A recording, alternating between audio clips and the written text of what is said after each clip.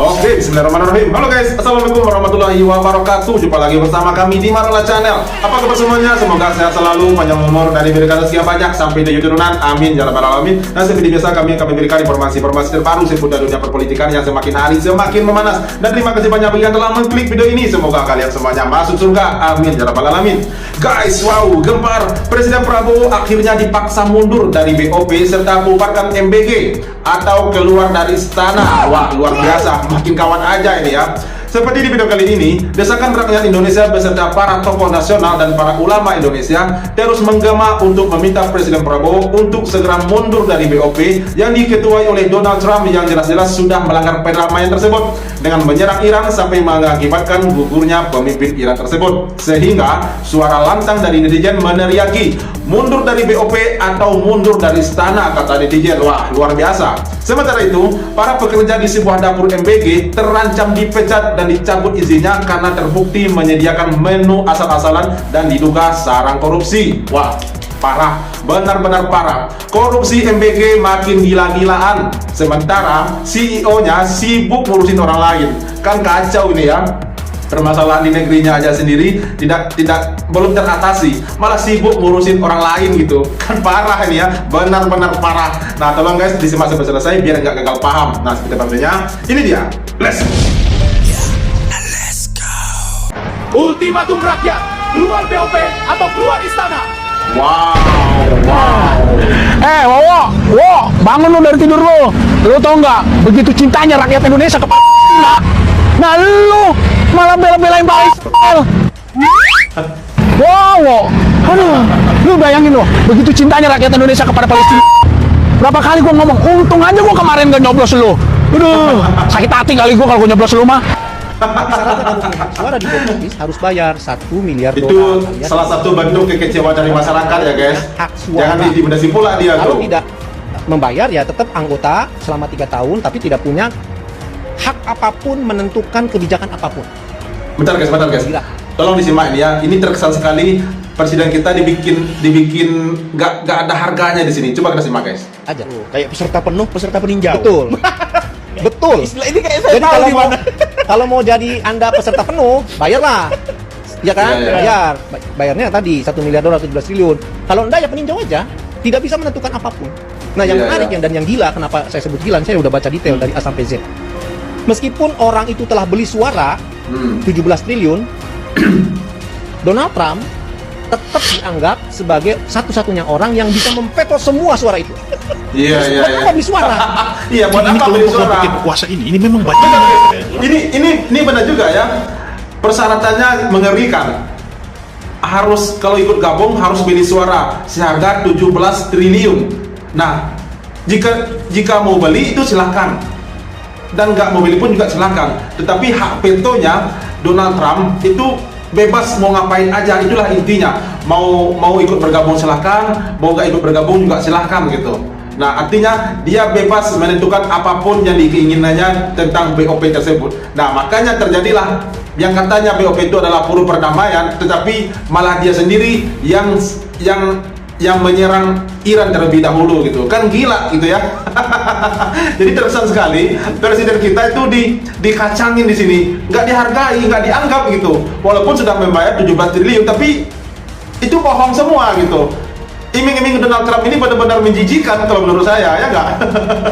Oke, kita lanjut. Ini, walaupun kita berbuat seenaknya, walaupun kita tidak mendengarkan kritikannya, dia tidak bisa apa-apa juga. Kalau Anda tidak senang dengan saya, bersaing dengan saya 2029. Saya mau kasih tahu Anda, kenapa setiap presiden itu mereka tidak sungguh-sungguh bekerja untuk rakyat? Itu pertanyaan mendasar. Kenapa? Karena rakyat itu, setiap pemilu itu tidak mengevaluasi memilih presiden. Itu jawabannya sederhana. Karena untuk menjadi presiden setelah menjadi presiden kembali, itu mudah. Manfaatkan bansos, manfaatkan aparatur sipil negara, manfaatkan kabel Bawaslu dengan kekuasaan segala macam, gampang jadi presiden. Dengan cara inilah kemudian mereka tidak bekerja sungguh-sungguh. Jadi kita protes sampai berbusa, sampai kita ngamuk, sampai bahkan nyawa hilang pun mereka anggap anjing gonggong. Jadi ini situasi yang benar-benar kita ada. Nah, maka saya mau bilang kepada Anda semua, jangan lagi Anda membayangkan ada Pilpres 2029 bakal ada Pilpres.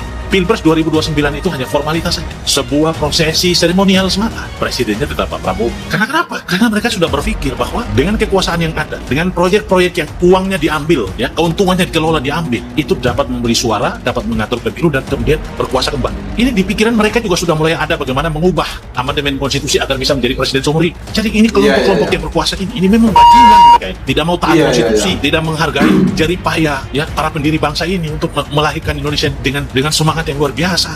Mereka berkuasa ini hanya tujuannya adalah bagaimana melanggengkan kekuasaan, ngurusi kelompoknya, bagi-bagi proyek buat kelompoknya, ngurusi partainya, dan ujungnya bikin rakyat menjadi. Maka pertanyaannya kenapa mereka tidak selalu sungguh-sungguh ngurusi rakyat? Pertanyaannya, sehingga ketika kita kritik kebijakan-kebijakan yang tidak populer sekalipun mereka tidak peduli. Iya. Ya itu benar sekali ya. Ini mungkin sudah masyarakat dunia sudah menyatakan kalau negara Indonesia ini adalah negara yang kaya akan isi alamnya, isi buminya, isi lautnya gitu ya. Dan walaupun kaya, tetapi kemiskinan itu dipelihara di negeri ini. Kemiskinan itu dipelihara sedemikian rupa di negeri ini. Sampai ada yang namanya bansos, BLT gitu ya, dan yang lain-lainnya gitu ya. Nah, jadi masyarakat ini dibiarkan miskin dan dibiarkan bodoh. Untuk kenapa? Biar kelanggengan kepemimpinan tersebut biar terus-menerus gitu. Nah, jadi kita dibiarkan bodoh dan dibiarkan miskin dan diiming-imingi dengan bansos, dengan BLT, apalagi sekarang ini dengan maraknya program-program MBG yang dipaksakan, yang terkesan sekali dipaksakan untuk sukses sampai memakan biaya sampai 1 triliun per hari, ngeri nggak tuh ya? Nah, itu demi apa? Demi untuk melanggengkan kekuasaan, dugaannya seperti itu. Nah, jadi andaikan Pilpres 2009 nanti diadakan, itu sudah dipastikan dan sudah kuat sekali dugaannya kalau yang akan menang yang petahana gitu, ya nggak? Jadi makanya kemiskinan dan kebodohan itu dipelihara di negeri ini gitu.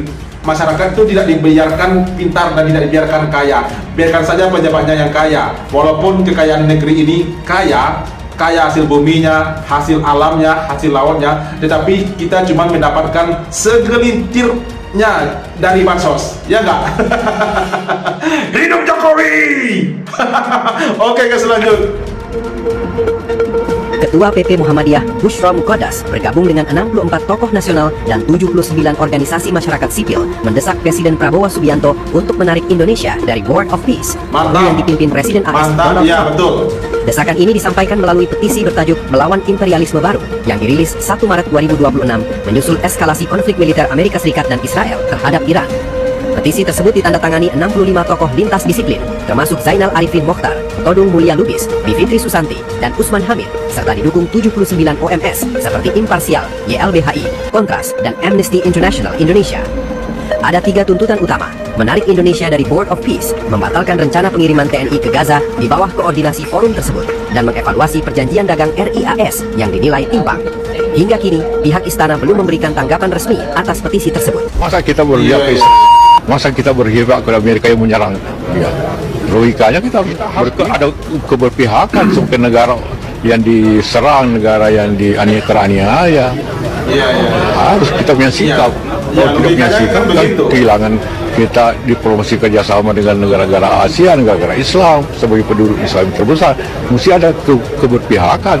Masa kita berpihak ke Amerika yang menyerang dia? Betul. Logikanya kita harus berpihak dong. Negara Iran itu. Iya. Walaupun mungkin berbeda syiat, itu hanya berbeda sikap aja. Iya, betul guys. Apalagi yang mendirikan BOP tersebut dia dulu yang memulai gitu ya. Dia yang mulai duluan. Padahal ini forum BOP ini dia sendiri yang bikin untuk perdamaian di Timur Tengah gitu ya. Tetapi dia sendiri yang mulai, dia sendiri yang nyerang duluan sampai mengakibatkan hilangnya sosok kepemimpinan Iran tersebut. Nah, apakah itu orang yang harus bisa dipercaya gitu? Apakah dia harus bisa dipercaya gitu? Nah, jadi terkesan sekali presiden kita itu telah dibohongi di situ, telah dikacangin di situ. Terkesan nggak dianggap gitu ya, walaupun sudah bergabung dan membayar 17 triliun, tetapi itu nggak dianggap sama sekali. Jadi buat apa gabung dengan BOP? Mending mundur aja gitu ya nggak? Mending urus aja tuh MBG biar terrealisasinya lebih baik lagi gitu, biar nggak ada lagi yang jatuh korban gitu ya nggak? Apalagi nih Iran pula yang mau didamaikan. Coba kita sama deh guys ya, ada aja ini. Kekuatan Indonesia dengan Iran bandingkan. Ayo. Indonesia punya misil seperti Iran, bisa membuat roket-roket dan drone, bisa enggak? Wong kita beli. Iya. Pesawat yang kita beli saja second. Kalau untuk perang kira-kira terbang, didiemin saja, ntar kan jatuh sendiri. Iya. Itu kira-kira. Nah, Iya, ini lucu benar ini dengan fakta ini. itu saja yang terjadi bisa begini. Yang perang di Iran, di Hormuz yang perang, yang lampunya mati loh 20 hari rowahunya Pak Menteri Bahlil. Itu Indonesia yang Mantap, perang betul. di Iran, yang di stop di Hormuz, yang Iya. lampunya mati di Indonesia. Iya, betul. Ini fakta. Ini benar-benar fakta ini yang perang di Iran, yang minyaknya di stop di Hormuz, tapi yang mati lampunya di Indonesia gitu ya. Nah, apalagi mau mendamaikan Iran, kita aja beli pesawatnya second. Sementara Iran dia memproduksi barang-barang baru, pesawat baru, lalu rudil-rudil baru gitu. Sementara kita membeli pesawat second gitu. Jadi itu pula yang mau dinamaikan oleh presiden kita, guys. Benar-benar malu-maluin gitu. Oke guys, lanjut, ada aja ini. Sekali lagi Presiden menekankan bahwa ini bukan harga mati. Artinya kalau tidak sesuai dengan kesepakatan awal, maka Indonesia siap keluar dari BOP itu sendiri. Iya, mending keluar aja lah. Soal BOP, beliau tekad untuk kemerdekaan.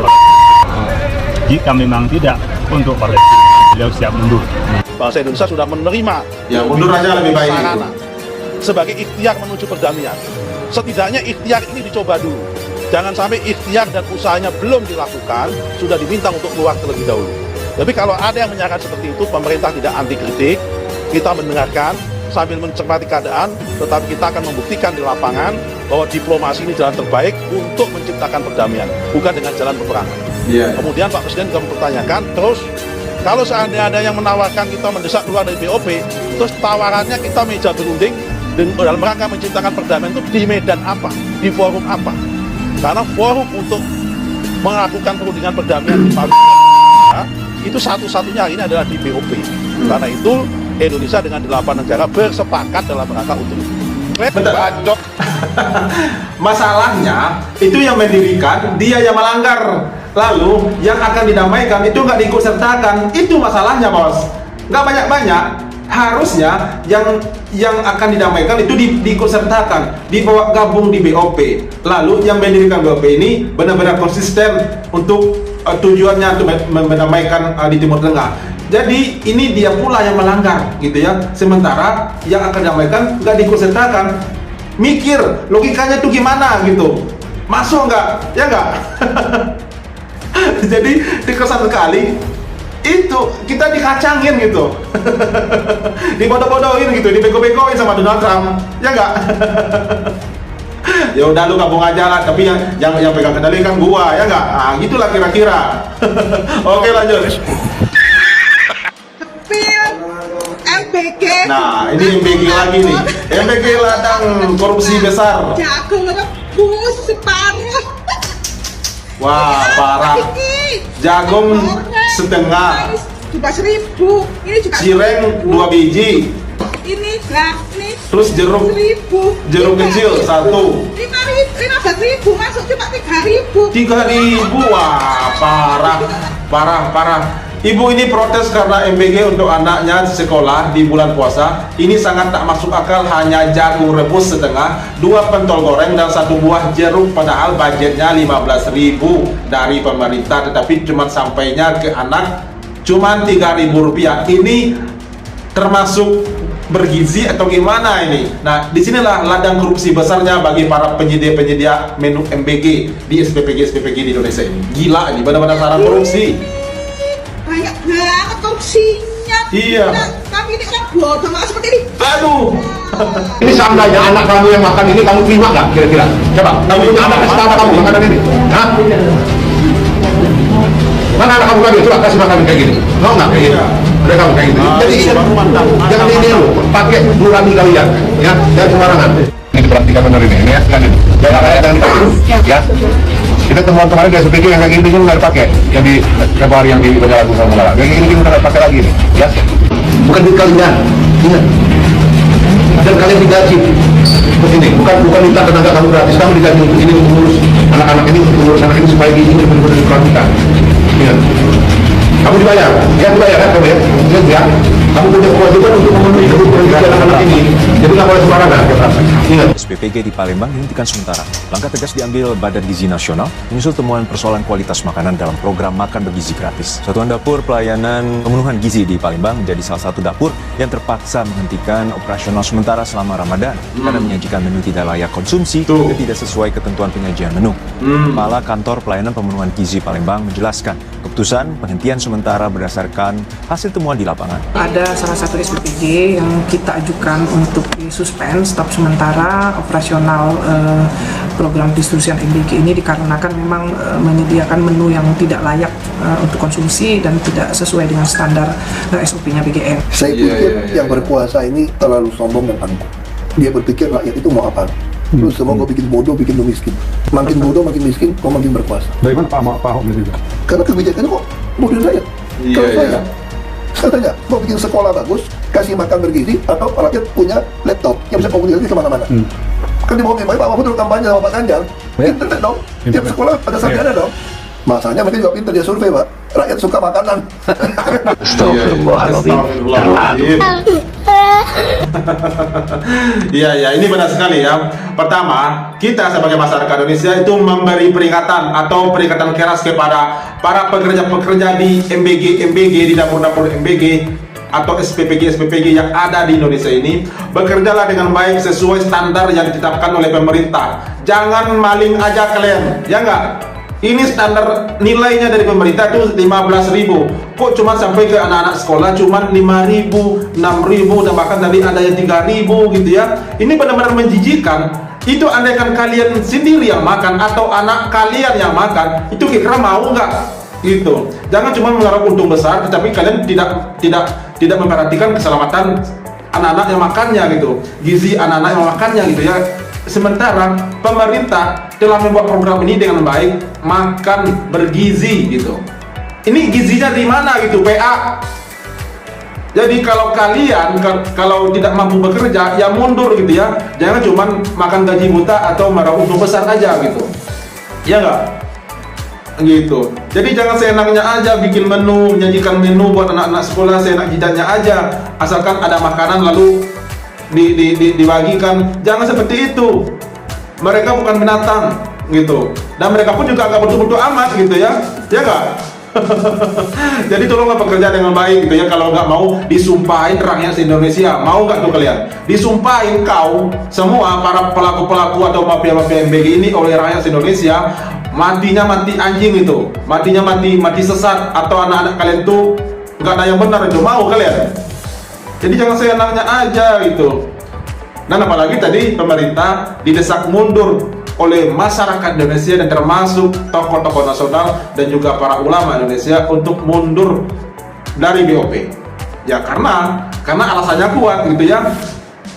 Pelaku atau pendiri BOP tersebut adalah pelaku utama yang melakukan penyerangan ke Iran. Sementara dia mendirikan BOP ini untuk perdamaian, tapi dia sendiri yang melanggarnya gitu ya. Jadi terkesan sekali pemerintah kita tuh nggak dianggap, dikacangin gitu.